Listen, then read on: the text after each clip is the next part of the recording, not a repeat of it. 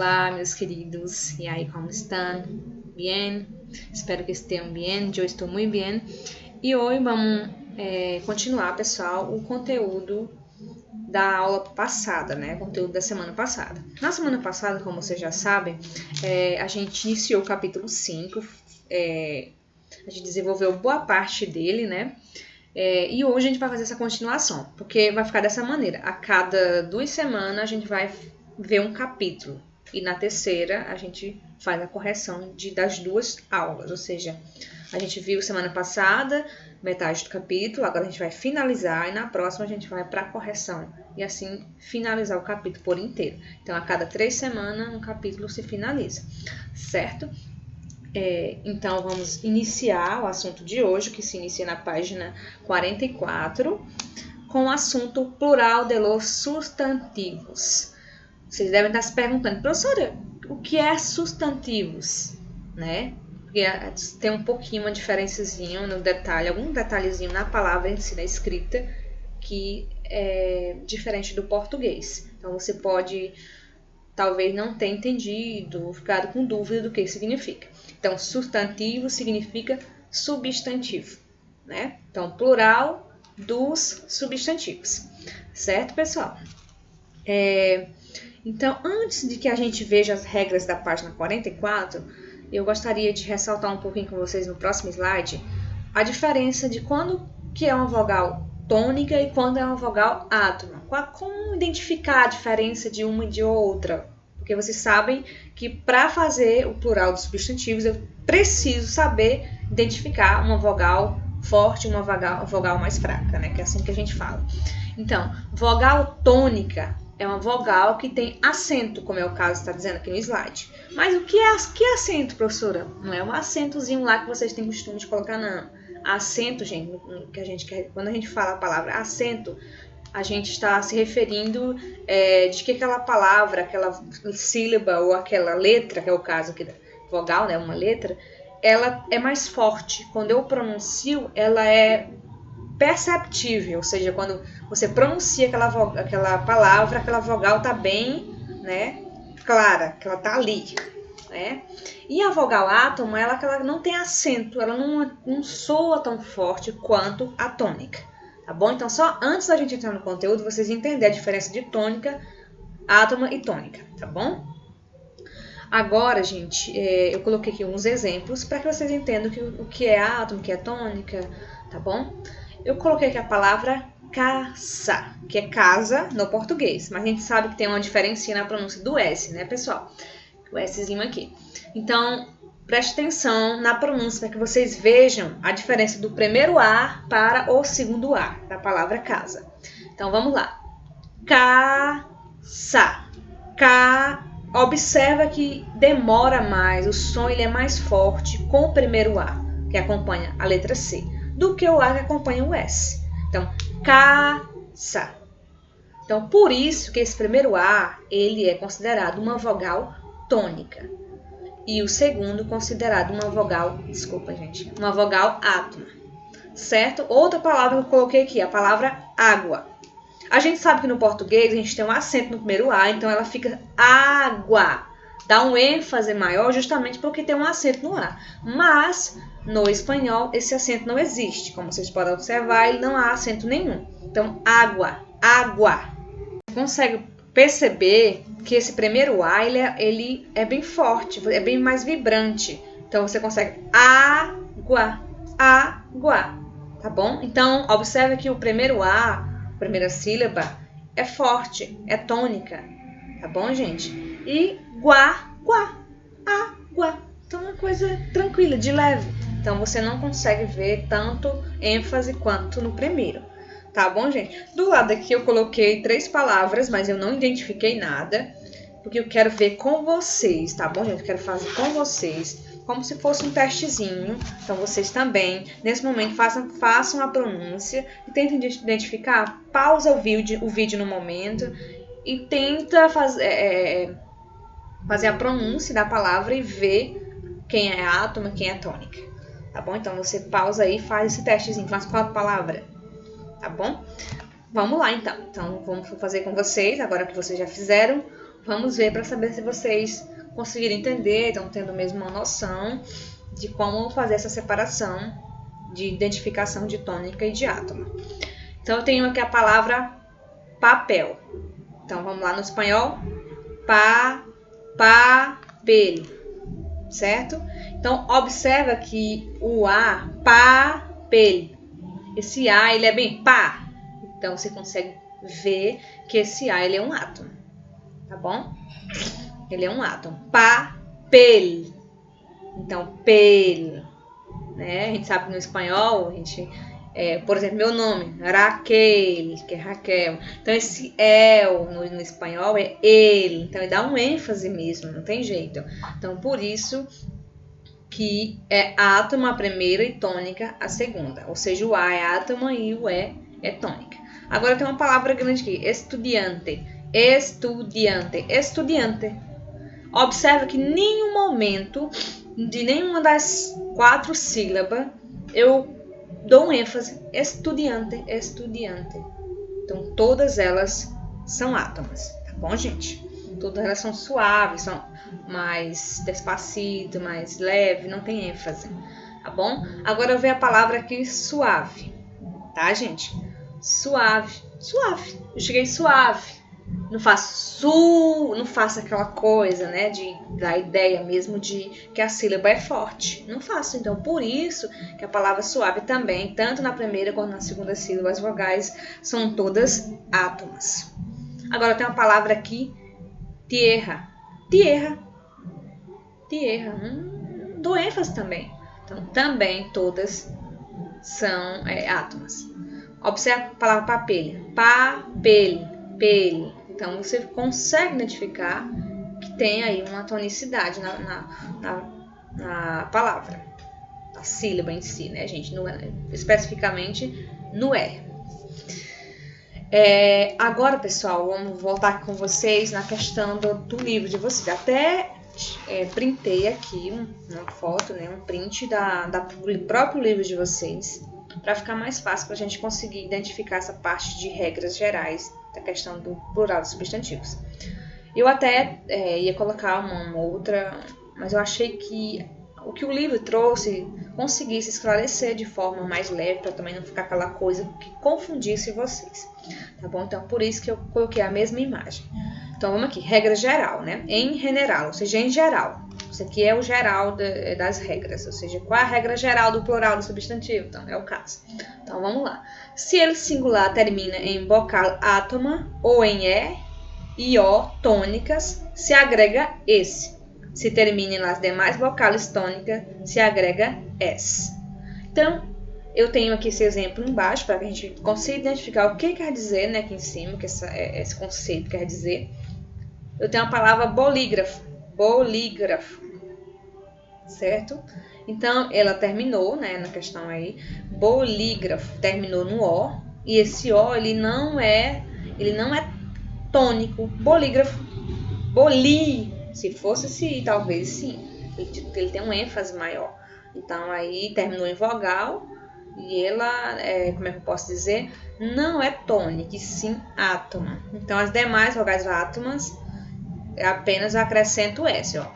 Tá dizendo bem aqui, se o singular termina em vogal átoma, o E ou O, tônica, se agrega S, mas no caso não é uma tônica. Ou não é uma tônica, é uma átoma. Então, por isso, simplesmente ponho o meu S aqui. Então, não preciso colocar ES. ES é apenas nas vogais tônicas.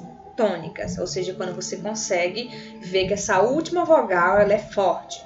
Aí você vai lá e põe, que é o caso da última palavra que a gente vai ver agora. Então, aqui apenas eu acrescento o meu S. Calle, calle.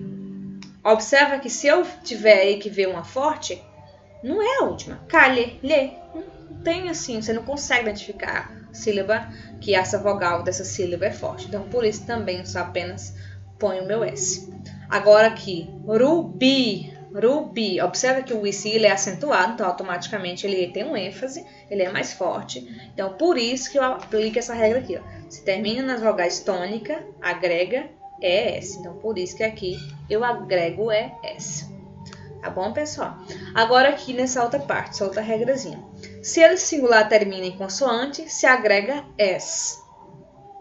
Sempre que... Aqui é questão de vogal. Essa primeira parte aqui é vogal, pra vocês não confundirem. Aqui é vogal.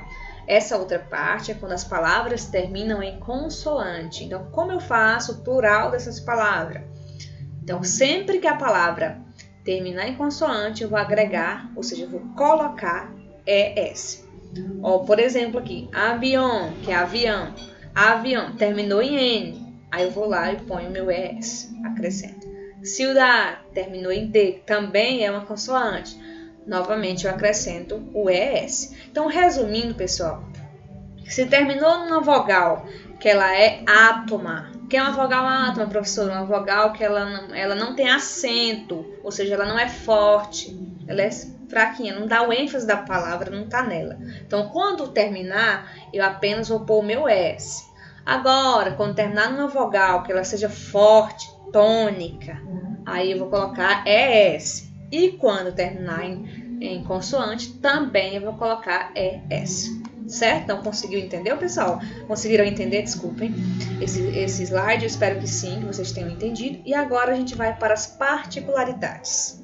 E como vocês sabem, toda regra existe algumas exceções, algumas diferenças que a gente também tem que entender. Tá bom? Então, aqui tem algumas particularidades que não seguem aquelas regras que a gente falou agora. Então, quando é que eu não utilizo? Quando é que muda alguma coisa? Então, vamos ver. Em alguns casos, o acento cambia de sílaba ao formar ele plural. Isso ocorre, por exemplo, com as palavras caráter, regime e espécime, que cambia para caracteres, regímenes e espécime, respectivamente. Como assim, professora? Não entendi.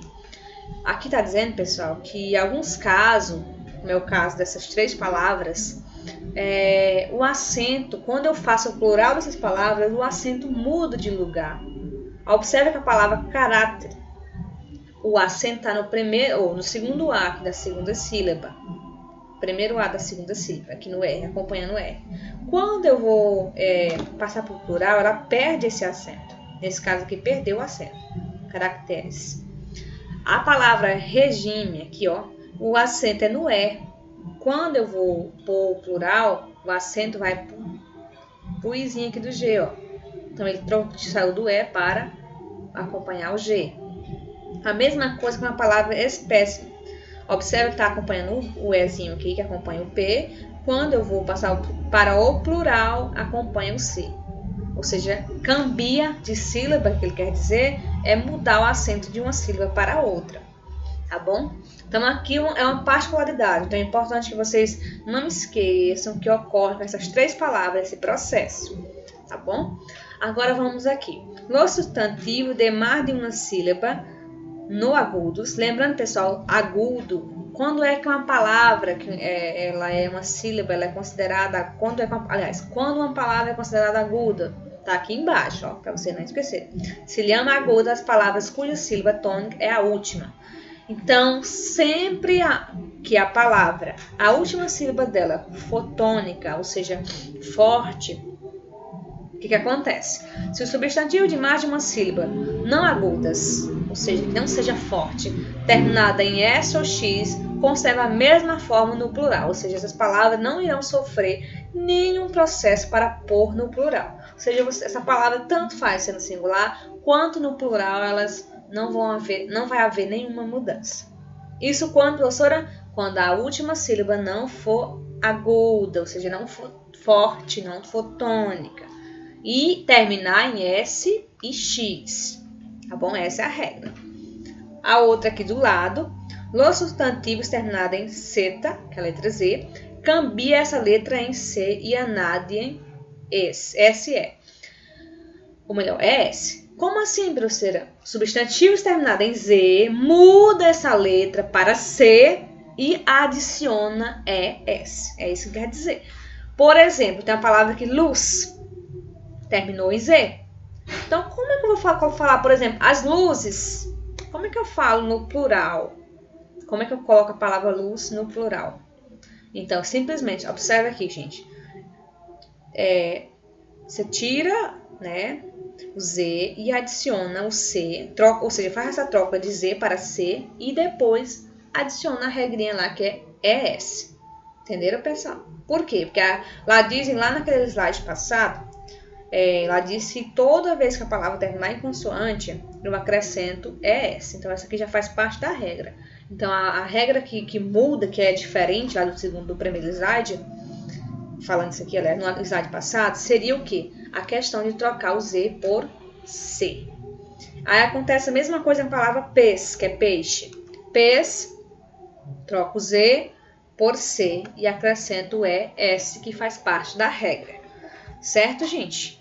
Então, resumindo esse slide, existe algumas sílabas, palavras, né, que não está dizendo aqui em cima, que ao ir para o plural, o acento muda de lugar. Quais são as palavras? Caráter, regime e espécime. Essas três palavras, ao passar para o plural, esse acento muda de lugar.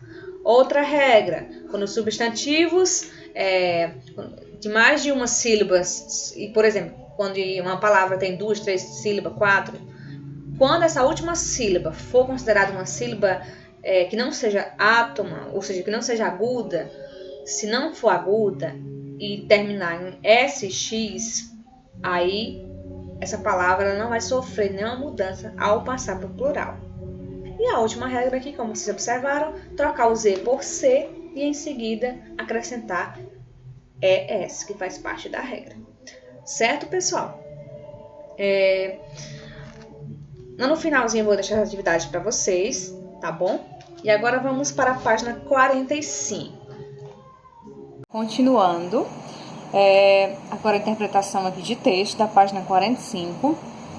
E esse texto ele tem como temática uma cita irreplaçable, ou seja, cinta significa compromisso, irreplaçable significa insubstituível, ou seja, é um compromisso insubstituível. O que vocês entendem por um compromisso insubstituível? Ou seja, quando vocês têm aquele compromisso inadiável, vocês não podem adiar mais. Uma prova, por exemplo, você tem aquele compromisso, tem que estudar, para aquele dia. Então, por exemplo, vocês jamais, de maneira alguma, podem adiar, por exemplo. Então, esse texto ele trata justamente de um compromisso que o Juan, o Marcos e a Pilar têm, que não pode ser insubstituível, ou seja, ele não pode ser colocado para adiante, para mais para frente. Então, rapidamente vamos fazer a leitura aqui do texto para que vocês possam responder as questões que seguem abaixo. Então, os personagens são Luan, Marcos e Pilar, os personagens que vocês vêm estudando desde o iniciozinho lá do ano, tá, gente? Então, aqui diz assim: a que horas que nos vamos a reunir passada manhã para estudar? Não seria las 7 da tarde? Es que essa hora mis tíos van a mi casa e tenho que estar ali. ¿No podría ser más temprano? ¿Alrededor de las 3? No, a las 3 no puedo, pues tengo que ir al dentista. Es que me duele muchísimo una muela. Ahora entiendo por qué últimamente te duele tanto la cabeza. Sí, es por eso. Bueno, no quiero que aplace nuevamente la reunión. ¿Qué podemos hacer? ¿A qué hora vuelve de tu consulta? A las 4 menos 4, aproximadamente. Bueno, podríamos quedar às 4? Que opinam? Estupendo, fenomenal. Então, aqui foi a conversa que eles tiveram desse compromisso inadiável. Qual é o compromisso, pessoal? Compromisso que eles tinham marcado para estudar, né? Fazer aqueles grupos de estudo e tal, que eu acredito que vocês também têm esse costume de fazer. E não pode adiar, porque com certeza é uma prova, alguma atividade que tem que ser entregue no dia seguinte, que tem uma data determinada e que o momento é muito curto para a realização dessa atividade, certo? Na página 46, eu nem coloquei no slide, né, como a outra parte da aula que vocês assistiram, justamente por quê, gente? Porque aqui é só para que vocês entendam a questão da diferença do S com o Z, ou seja, la S e la Z. Qual a diferença entre essas duas letras do alfabeto? Porque a gente sabe que quando essas letras estão compondo uma palavra, todas as duas têm um som igual ou muitíssimo parecido, dependendo da região do país e da palavra também, né? Então, o S e o Z, na maioria dos casos, 90% ou até mais, eles têm o mesmo som na hora de fazer a pronúncia. Aqui diz o seguinte: a la S y la Z tienen el mismo sonido en algunas regiones de Espanha y en el español de América. Ou seja, em algumas regiões da Espanha são iguais, a pronúncia iguais, e em algumas partes dos países que compõem a América Latina, né? E aqui tem algumas palavras, pessoal, onde vocês vão pronunciar e observar que tanto esse quanto la Z tem a mesma pronúncia. Por exemplo, camisa, camisa, e não camisa, como a gente fala no português. Então, esse, tá bom? Caça, a mesma pronúncia. Agora a gente vai ver, a gente pronunciou duas palavras na qual é utilizado o S. Agora uma palavra na qual tem o Z. Caçadora, caçadora, caça e camisa. Observa que as três palavras, tanto o Z quanto o S, têm a mesma pronúncia. Outra palavra, desafiaram dos professor resace. A gente sabe que o sa é Z e o C, resace, esse C é com S. Então aí dá para perceber que eu pronuncio tanto o S quanto o Z, tem a mesma pronúncia. Ó, reso e rosa, ou seja, todas as palavras, pessoal, é como se eu estivesse apenas pronunciando uma única letra e não duas.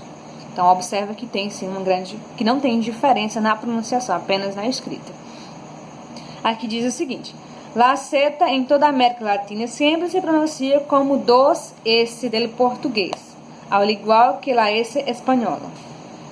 Em Espanha também se aproxima com muita frequência de maneira interdental, quer dizer, com o som de che.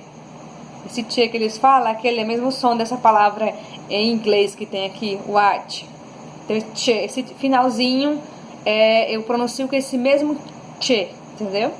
Ó, se escreve la Z antes de la O, la O, la U, la sa, so, su.